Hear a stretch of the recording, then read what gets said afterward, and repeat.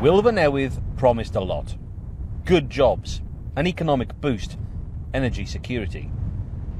Hopes have been replaced by fears. What jobs? What investment? What next for OSBORNE? They're digesting the news at this cafe in Amlwch.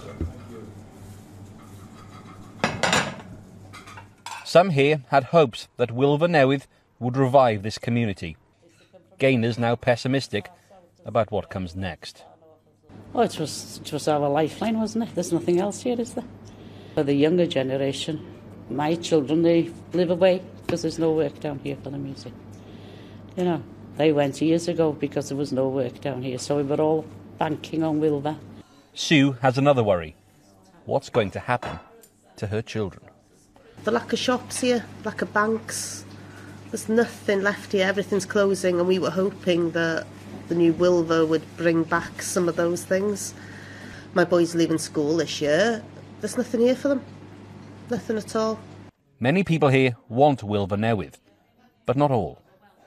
I don't believe in nuclear energy. Nobody has been honest about the long-time harm that comes from nuclear energy.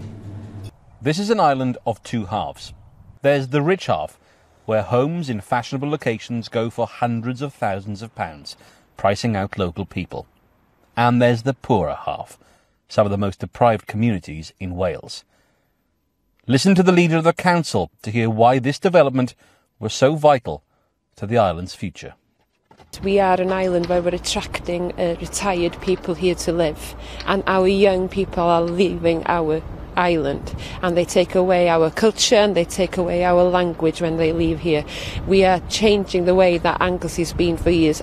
We want to keep the young people here on the island. We want to keep them. We want to give them an opportunity to thrive here on the island. And if we're not careful, Anglesey will change completely, and we will be an older community here.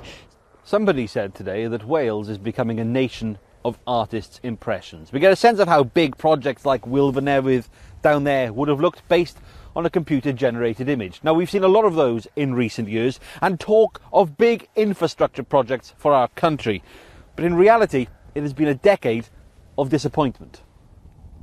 Back in 2010, plans for a £14 billion defence academy in St Athan were axed. Proposals for the Severn barrage were ruled out in 2013. In 2017, the UK government scrapped the electrification of the rail line between Cardiff and Swansea. Then last year, the long-running Swansea Tidal Lagoon project lost UK government support. This is a beautiful part of Wales. For some, today's news is a welcome development. They don't want another nuclear plant to replace this old one. But for others, there's a question. If Wylfa won't provide the jobs, then what will? Rob Osborne, ITV News.